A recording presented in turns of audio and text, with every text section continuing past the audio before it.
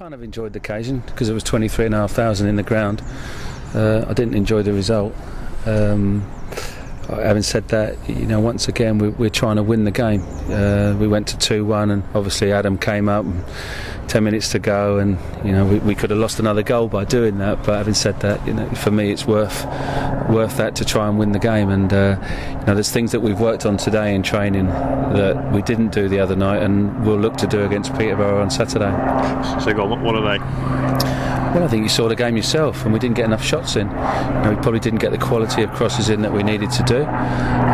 First half, their keeper didn't have a save to make, so we need to address that. There's no point, saying everything's fantastically great when Newcastle have won the league. There's a reason that they've won the league. We have to look at their side and say, well, we have to compete with those, and they've beat us 2-1 on our ground, and we don't like that. So it's things that we can work on, but we're definitely going to be better at them, and certainly next season. A lot of it was Newcastle getting bodies on the line, wasn't it? I mean, a lot of shots charged down around the edge of the box. Yeah, and you expect him to do that. I think if you're the Newcastle side this time last year, he wouldn't have done that.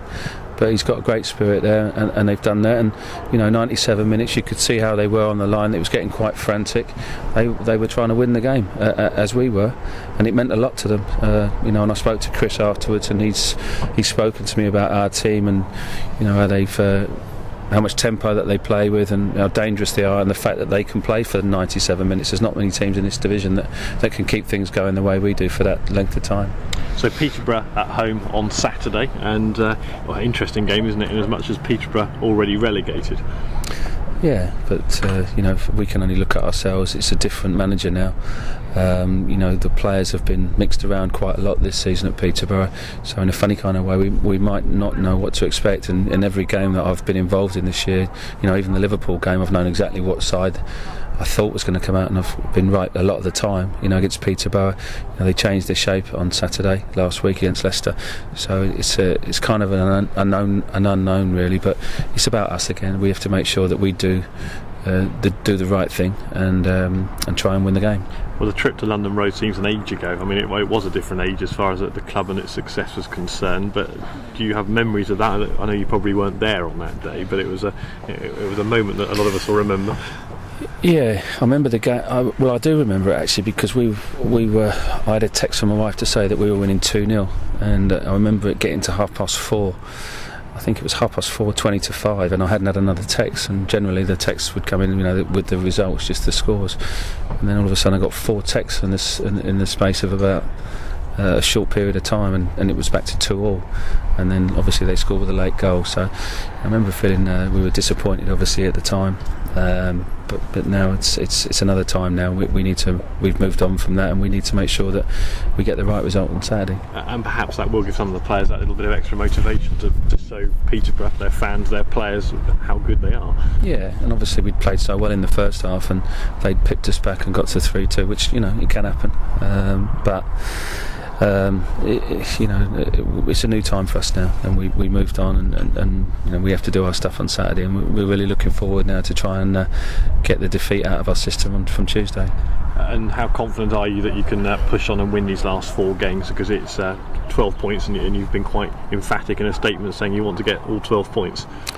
Well, listen, I can talk about one game at a time, but you guys get bored of that, so I won't do that. So I'll talk about 4 games, and we'll try and get four wins. That's what we'll try and do, but we can only do that by taking one game at a time. I've done the research. You'll be glad to hear. There is a correlation between how you finish a season and how you start the next. Clearly, statistically, over the last 10 years, if you look at the last 10 games of one season and the first 10 games of the next, there's definitely a relationship. Is that something that's on your mind? Well, you tell me what that relationship is and what the stat is, and we'll try and do exactly that. I've got it in my bag. I'll give you the piece of paper in a moment. Yeah, you give me the paper, and if it works, I shall try and follow it to the letter. I haven't got any solutions. It's just right. Stats. No, I need a couple of solutions as well. I think generally, if you if you win your games at the start of the season, at the end, then you're doing okay. I think it's important how you finish the season. We want to finish strong this season, and that's really, really important to us. I'll go and get the piece of paper. Good, I'll look forward to reading it. Brian, how are you looking fitness-wise ahead of this game? Obviously, Brynjar Gunnarsson took it off and got stretched up in the last game. What can you say about him? He's obviously had a knock on the face and the shoulder. Actually, he's holding his shoulder, so we'll have another look at him tomorrow and see how he is. We don't know is the answer to that, whether he'll be available for Saturday or not. We're optimistic as far as Zura's concerned, Kishnavili, and we shall see how he is tomorrow as well. But he hasn't trained today. Was he picked up a knee injury? Was that training or was that the last game? No, he picked up. He did have it in the last game against Cardiff. He mentioned it on the coach coming home. He didn't train, and so we'll see. Obviously, it'd be great to have him back because all of a sudden you've got 4 centre halves.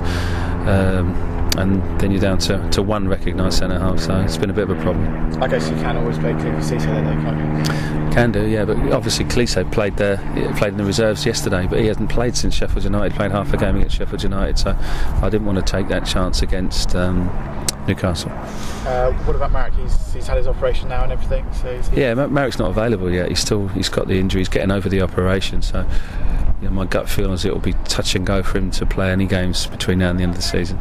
I guess he would be somebody you'd like to play because you haven't really had the chance to see much of him this season, have you? Well, he's had his problems with injuries really, and in his career before this, he's not had a lot of injuries. Played a lot of games, so he's been unfortunate really. So, listen, of course, I'd like him to be available to be selected, but at the moment, he's not available. Will you be freshening things up or anything for the Peterborough game? We'll try and win it. So we'll pick a team that we think's the right team to win it, and then we'll go from there. And obviously, you've got people coming off the bench at the moment. Robson Carney trying to make an impact. Simon Church as well. What are their chances of getting a start? Because they've been on the bench quite a bit recently.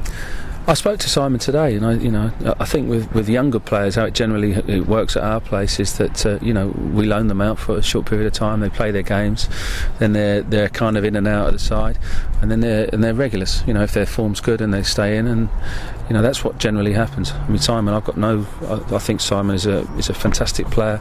He's a great guy. I had a good chat with him this morning. And I have a plan, and how I see it. He's still very, very young in terms of his career, and he's getting better and better. You were talking earlier about the fitness of the squad and everything. Is there anything you've changed in training since you come in to help improve the fitness? You or Carl Alabi, any extra work? I think one of the big things is the recovery, believe it or not. I think it's really important that their recovery is right. And, I speak to Carl every day, and I'm always talking to him. Nigel as well, he does a lot of the training as well, so we are very, very thoughtful in what we do and how we look after the players, because the most important thing is the Saturday afternoon. So as long as they're recovered right and they're raring to go, I know they're fit, I know they're strong, and I know they can go for 90 odd minutes, and they've proved that many, many times. If we change things, I think the recovery is vitally important, and we've got that spot on so far. So what's that? Is that perhaps giving them more time off, that kind of thing, or not necessarily doing different kind of things? Yeah, just getting them right, and if they have to come in on a Sunday after the Saturday game, they'll come in. But they have to make sure that they look after themselves as well, and they've done that. It's no good having a game on a Saturday and then go and walking around a golf course for 18 holes on the Sunday. So, and that's not been happening. It's not to my knowledge, anyway. Maybe in the summer. Save that to the summer. Yeah, absolutely. You can do it in the summer. Yeah. Craig McHale-Smith, obviously coming up against him. You tried to sign him on loan earlier. But he's a dangerous attacking threat, isn't he? Yeah, he is. Yeah, he's a good player. He's done well he started his career at non-league and did well at Dagenham, and now he's done well at Peterborough. And we need to be very respectful of him, and as we do of Peterborough as a team.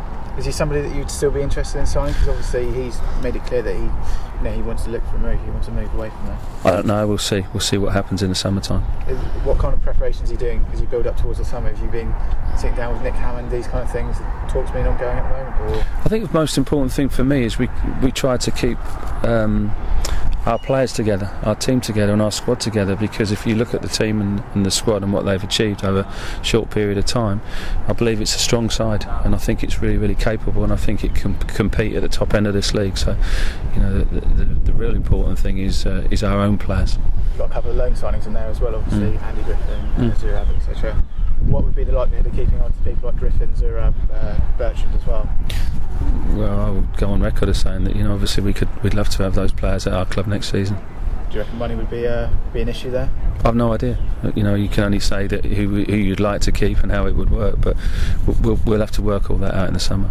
I guess you don't know. Do you know about any budgets or anything like that yet? I mean, a lot of fans are asking. I don't. They're getting excited as they come towards the summer. Who will Reading sign? Who's going to go? That kind of thing. The budget side of it, like Nick looks after that with the board, and then we'll have discussions, and then we'll go from there. But we'll always do what's right by the club, and we'll try to get a side out there that's going to compete at the top end of this league.